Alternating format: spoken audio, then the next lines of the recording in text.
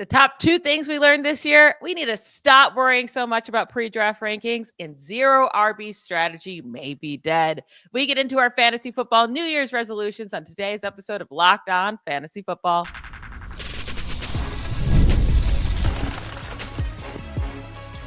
You are Locked On Fantasy, your daily NFL fantasy podcast. Part of the Locked On Podcast Network, your team every day. Welcome into the Locked On Fantasy Football Podcast. I am one of your co-hosts, Michelle Majuk, and when I'm not doing this, I'm a researcher and fantasy analyst with NFL Network. And I'm your other co-host, Vinny R, and I'm not doing this. I'm writing about NFL fantasy and betting for sportingnews.com. Today's episode is brought to you by FanDuel. You can enjoy the rest of the season with a big return on FanDuel. New customers can place a $5 bet, and you'll get started with $250 in bonus bets if you win your first $5 bet. Visit FanDuel.com to get started. All right, we wanted to have some fun today. The fantasy season is over for the majority of leagues, unless you're playing in a crazy league that still goes into week 18 with so many guys not playing this week. But, we learned a lot this year, and we're in the new year. It's January 1st. We're making New Year's resolutions. We might as well make some fantasy football resolutions and say, the things we learned and things we want to get better at going into this next year. So, Vinny, give me your top one that you're really going to try to, take away from this year and get better at as we go into 2025. Yeah, definitely. Happy New Year to all our listeners, whether you won or lost your fantasy leagues, won big in DFS, lost in DFS. These are things that you can do to get better, because we always want to get better. Even if we've done well and we've dominated our leagues, won every game, we want to do it again next year, run it back, and just be a sharper player overall. So we're going to help you do that here. And these are some things you should consider as well. So let me dive right into it. Don't pay attention to what other people are saying. There's so many things that are going on with hype and rankings. And I start to think about Marvin Harrison Jr. Now, we are also guilty of that. It's not just whatever, the home league player, right? We're, as experts, also vulnerable to hearing about some things and getting on the hype train. And Marvin Harrison Jr. is a great example. We thought, okay, he's going to be awesome. There's no other rookie wide receiver is going to do what he is going to do this year. He's going to do better than Puka Nacua. And what happened? We forgot about Brian Thomas Jr. and what he could do. We forgot about how good Malik Neighbors was. Brock Bowers as a tight end was such a big deal here for the Raiders as the go-to guy. Now, we like those players quite a bit, but none of those players, for example, was as hyped as much as Marvin Harrison Jr. And you just hear things like C.J. Stroud and Anthony Richardson. Okay, they had big years as rookies, or they at least teased that they could have a big year in year two. What happened? They didn't really deliver. C.J. Stroud just didn't put up the same type of numbers, a little bit of sophomore slump. Anthony Richardson, once again, what we did remember was that he couldn't stay healthy, and that really came into play here in his second season. So, look, there's going to be a lot of things that get hyped and thrown out there, and big time just following last year's rankings and finishes, and that's where a lot of players can get built up. So I'm just going to say be careful about that. Don't do that. Do your own rankings on the positive side, like a Terry McLaurin, right? I didn't hear anybody about, Terry McLaurin is his past receiver.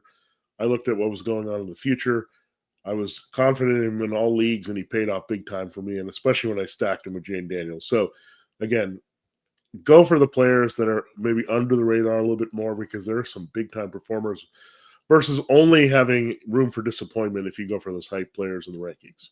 Yeah, I mean, a big part of this for me this last year was the hype for Breece Hall has been insane his whole career, and I never really understood it, right? And I kind of was getting at that this offseason, but I still had him ranked in my top 5 because everyone around me was telling.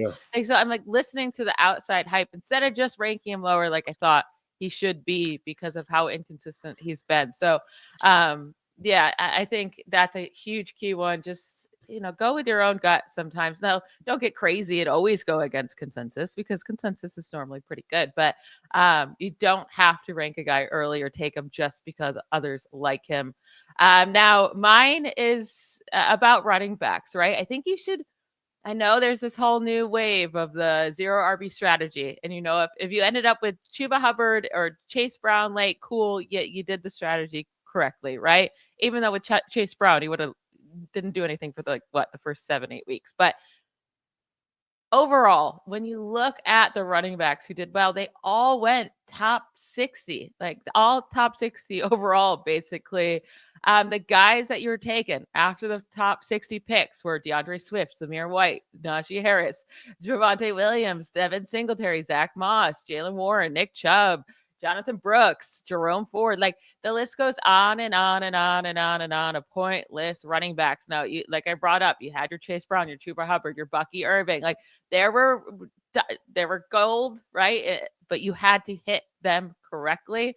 Well, I think you should just be stacking up on running backs early and going for wide receivers late because there's so many good wide receivers after the 5th round. I mean, just this year, there's T. Higgins, Terry McLaurin, Rashee Rice. He ended up injured, but he was on his way to having a massive season. JSN, Jordan Addison, Ladd McConkey, Brian Thomas Jr., Cortland Sutton, Jerry Jeudy, Adam Thielen, Jameson Williams, Rashid Shaheed. Obviously, also he got injured halfway in, but he was great to start too. But there's so many guys out there that helped you win week in and week out that you can grab later. So I'm totally on just grab those elite running backs early, a bunch of them, 4 of them in the first 6 rounds. And I think you're much better off than just trying to get lucky and hit on a running back late.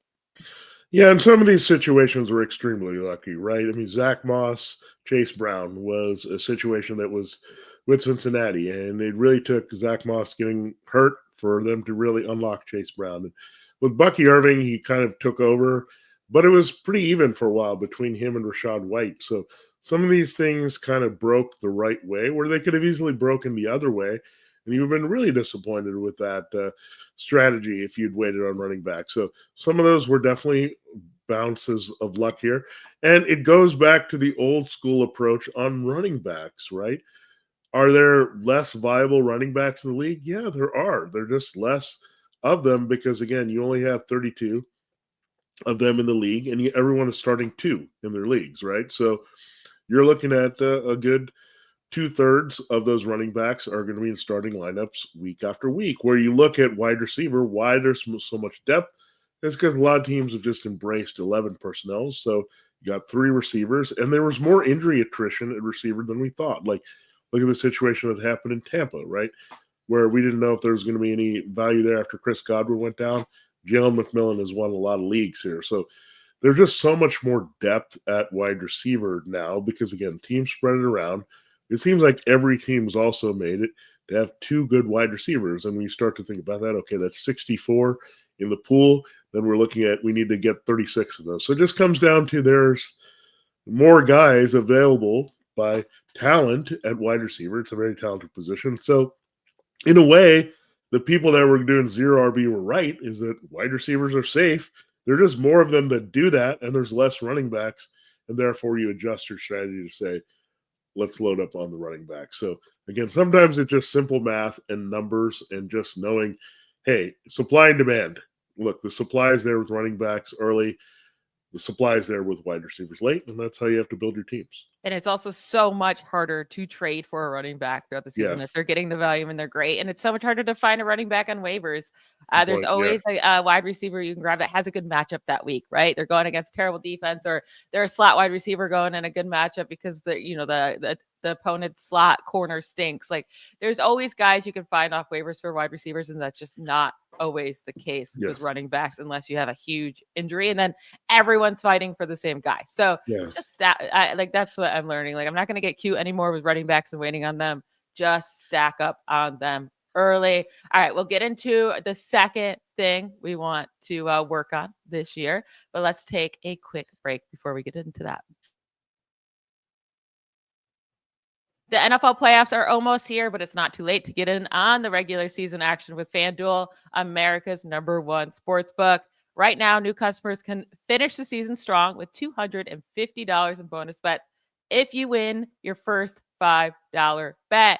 FanDuel has so many ways for you to pick up that W. Not only can you bet on who will win the game, but FanDuel also has bets for which players will score a touchdown, how many yards a player will have in a game, how many points each team will score. The list goes on and on and on and on. Just visit FanDuel.com today to join. That's FanDuel.com for your chance at $250 in bonus bets. Make every moment more with FanDuel, an official sportsbook partner of the NFL. All right, Vinny, I like your second one a lot. What is your second fantasy football New Year's resolution? Well, number one was looking at the outside hype and rankings, doing my own thing. This is kind of related to that. Be more aggressive, get players from the top offensive systems. Now, sometimes it's hard to know because the team is implementing an offense for the first time, but sometimes you have a good indication, like Cliff Kingsbury in Washington, that you know he's a pretty good play caller. You know what he's going to do. And I had total belief in Jaden Daniels because of his history with Kyler Murray. That came to fruition. I mean, just the way they operated that offense. And I'm like, okay, I got Daniels and Terry McLaurin, but I'm like, oh, I should have gone after the running backs a little bit harder. I know it was a bit of injury attrition between Austin Eckler and Brian Robinson Jr., but when those guys were available, even these other guys like Jeremy McNichols and Chris Rodriguez doing things in this offense when they're plugged and played. Look, it took a while for like Zach Ertz to settle in as that target, but he also had a history in Arizona with that offense. So you knew that was there. So then you go on and on. There's a lot of great offensive play callers. Ben Johnson, we know he was a hot coaching candidate in Detroit. So if you were attached to Jameson Williams, you got paid off because, look, you had to be aggressive for him as well as Amon-Ra St. Brown and Jahmyr Gibbs and then Montgomery. Like, don't forget that rising star of those offenses. And then you look at the Buccaneers, right? Liam Cohn. Like, we were like, okay, what's going to go on with Baker Mayfield here that Dave Canales has gone? Well, Liam Cohn turns out to be a pretty good offensive mind as well. Mike Evans has another big season. He provides for the breakout of Irving in this offense. So, again, these are some really loaded offenses. So you look for the play callers and you can go to the McVay systems there in Los Angeles, the OG one. You look at the Vikings, Sam Darnold, you plug him into the system. What do you get? You have two great receivers. You're going to have a lot of success there. Jordan Addison also thrived in that system this year. So when you look at all that, that's great. And then go down the line. I mean, the Falcons, Darnell Mooney was in a good system. And there is production, and Bijan Robinson benefited from that down the stretch. Like, if you're aggressive, like, again, he started slowly, but he finished with a bang. If you had Bijan Robinson, like, he carried your team. So, again, go with the smarter play callers in this league as much as possible. They're going to be the guys that are going to give you the best atmosphere for even middle of the road talent, like above average talent, to be a lot better as a fantasy asset while avoiding teams that are going to ruin some really good talents. Yeah, I think the thing we get into sometimes is we're like, even with the bad teams, we're like, well, someone on this team has to be good, right? Like, who's it going to be? And like, when you know going into it, an offense is going to be so incredibly bad. Like, we did know about New England Patriots offense. Like, we should just completely stay away, right? And that's what you should have done this year. There was no, Ramondre Stevenson had a couple good games, but he had way more bad than good. Demario Douglas, I guess, a couple good games in there, but random Keyshawn Booty games. But it was impossible to know when any of these guys were going to be good.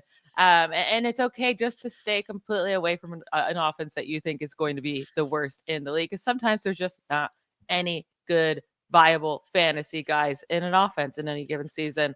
I like that. Now, mine, I need to rewire my thinking about staying away from wide receivers playing with rookie quarterbacks. I feel like for the longest time, right? I've been in this football world for a long time. I've been a fan for a long time. I've been playing fantasy football since I've been 13. So for a good 20 years now, it was always like, oh, like rookie quarterbacks, they take time to get going, right? And then wide receivers playing rookie quarterbacks, oh no, they're going to be terrible because these rookie quarterbacks are not going to be very good. And I need to stay away from that thinking, or I think I need to rewire my thinking and not always going for these guys and completely making a 180. But when a wide receiver was already playing with a bad quarterback, then it doesn't really matter that they're getting a rookie quarterback, right? Like, I was worried about Terry McLaurin this year because he's playing with a rookie and Jaden Daniels. Well, Terry McLaurin was already playing with crap quarterbacks, right? So it was like Jaden Daniels can only go up from here. So even though he was a rookie, I should have been like, okay, Cortland Sutton. Again, like, it was Russell Wilson, which I don't think he's the worst, but Bo Nix, he was able to do it with Bo Nix. Keenan Allen and DJ Moore had fine games with Caleb Williams. Now, we were worried about them hurting each other, which they did. But last year, Nico Collins and Tank Dell with CJ Stroud, and who were they playing with before that? Davis Mills, right? Well, not Tank because he was a rookie, but Nico Collins was playing with Davis Mills. So as long as you're not going from like Tom Brady to then a rookie where you're like, okay, you could be really getting hurt here. I think I need to start realizing rookie quarterbacks can come in and be good right away and start peppering these wide receivers right away. Yeah, you just need to be worried about maybe those second and third stringers as we get deeper into the roster. These guys that have no business starting games. That's what I'd be Yeah. worried. But rookies are getting better every year, and even we just saw Michael Penix. He looked very comfortable at the end of his starts here this season. So when you look at that, I mean, Bo Nix was better than expected. Jaden Daniels was better than expected. Caleb Williams wasn't fantastic, but he still facilitated a lot in this offense. Now, look, we talked about systems just now. Like, I don't know what we would have got from JJ McCarthy, but I bet it would have been pretty decent, right? Yeah. Because of the system and just coming in and having Justin Jefferson. So there's all those things that are in play here that you really have to consider. And also, it's a bit year to year, right? I mean, this rookie class was highly touted at quarterback, so there were not a lot of questions there about these guys, and we thought they're all pretty seasoned. I mean, you had Williams and Nix and Daniels had been in multiple, and Penix in multiple programs, right? They'd bounced around. They were kind of veteran quarterbacks coming into this league. So maybe a little bit old school Bill Parcells approach where they were kind of like seniors coming in based on how much football they played. So when that's the case, then the NFL transition is a little bit easier. They are also going to be programmed to say, look, we're going to find a go-to guy early. I need to find a trustee guy that I can go to. We definitely saw that with Nix and Sutton. We definitely saw that with Daniels and McLaurin. So it just is going to develop like that all season long. And you can also extend, look, we also don't need to worry too much if a player is that talented like a Brock Bowers. If the offense is not that talented, they're going to throw the security blanket tight end quite a bit. So there's always a path for those guys to produce. And I'm excited about that. And then, look, we'll see.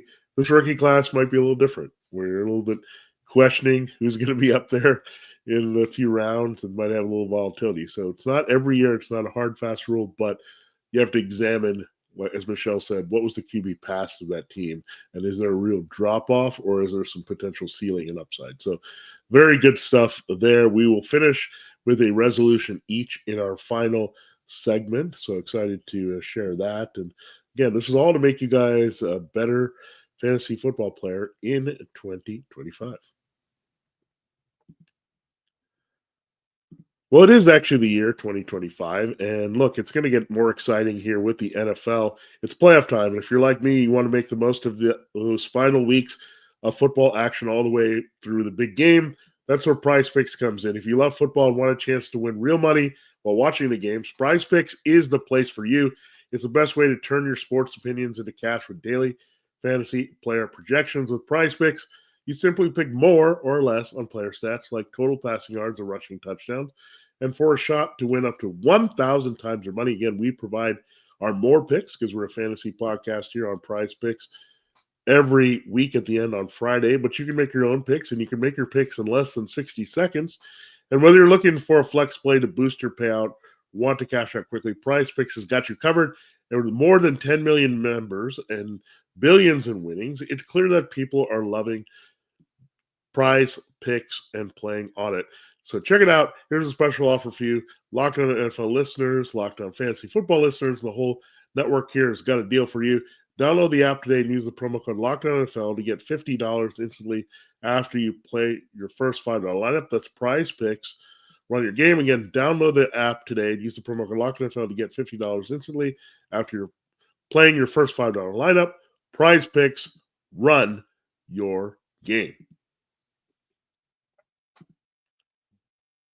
All right, Michelle, we'll let you go first on this one to close out your top 3 resolutions in fantasy football for 2025. I actually like this one because I am guilty of this. I am such an ageist when it comes to fantasy football, so I love this by you. Yeah, I mean, the times are changing. Medicine's getting better. Guys are more conscious about what they put in their body and keeping their body in shape. And I think That means we have to stop worrying so much about running backs getting into their upper 20s. There's been so long now where we're like, oh no, they've hit 27, 28. They're so old. They're so old. And for a while, that was the drop off, right? But I do think like there's just so much more information for these players, and I do think they're treating their bodies better and getting, just medicine in general and the treatment they're getting each day. Like they're able to stay in this league longer. And you just look at the top running backs this year. You got Saquon at 27, Derrick Henry at 30, Alvin Kamara at 29, James Conner was a top 10 running back this year at 29, and Mixon was top 5 in average and then 13th total at 28. Aaron Jones top 15 at 30. If the players have not shown like insane shines of regression, right? And they're still balling out. Like James Conner every year, we're like, well, he's getting too old. He's getting too old. It's like, I feel like we've been saying that about this dude since he's been 24. We're like, oh, well, he's not going to be good this year. He's not. Like, I just think we need to stop worrying about the age. If they're in a team where they're going to get a lot of volume, they're still performing at a fine level, just take them because they're valuable. Like they're good cost and drafts because people want the new shiny thing, right? They want the young, exciting guy, but these older backs are still getting it done, and you can find them for great value in drafts. Yeah, and I regret one thing big time is this. I was just skeptical about Saquon Barkley staying healthy because why would we believe he would stay healthy? He hasn't been healthy since his rookie year when he was awesome, and then he explodes. And again, yet another system buying into, right? It's the Eagles system. It's pretty darn good. And with Nick Sirianni, they get it done, and Kellen Moore came. So we knew there were some big things, and there definitely were some big things here with this team. It's pretty consistent, right? We also knew what we were going to get. And Barkley was one of those guys, again, don't be skeptical about the injuries either. If a guy's in his prime and he's talented and he's got some motivation, what Saquon Barkley had, and also Derrick Henry had here wanting to chase a ring in Baltimore and get into a good situation. It was too good of a situation to ignore. So some of these guys had to step in situations. Mixon did as well. He took over a backfield that needed a lot of help there. And then you had James Conner playing off Kyler Murray. So, yeah, don't ignore these guys that are getting older. And again, age is just a number. We should know that in our own lives. We don't think about it. We feel like we can do anything at any age. So why don't we believe in running backs a little bit more? And look, it's a bonus. You can just follow one of their diets, like Derrick Henry, his insane diet, and then you can lose weight for the new year. So you can just go draft Derrick Henry and trust them and say, wait, what is this guy doing to stay in shape? Well, maybe I should do this and start to get better whatever age you are. So, yeah, you're right about the technology. I mean, Derrick Henry is just a special specimen, I should say, a special specimen who just does things, and Barkley as well. I mean, weightlifting and all these things he does. These guys are just different beasts at this point. They're just totally workout warriors that keep themselves in shape. And look, one ACL or anything is not going to keep them down for too long. They always have a chance to come back stronger. That could be the case for Christian McCaffrey next year as well. Yeah, that's a huge part with Christian McCaffrey here. As long as his Achilles doesn't keep acting up and he's healthy, don't be worried about his age or anything like that. He still has a couple good years in him for sure. Now, what is your last fantasy football New Year's resolution? Yeah, mine is kind of a reverse of the other one, but a little bit different. Like, I'm not saying I want to stay away from offenses that are works in progress, but stay away from volatile, dysfunction, little coaching situations, right? We had several midseason firings here. What were they? They were the Saints. They were the Jets. Oh, gosh. I mean, just go looking back, the Bears. I mean, these situations were not good. Why? Because what happens is the continuity breaks apart. You don't know who's in control. Look, all these cases they had to get rid of, like an offensive coordinator or play caller.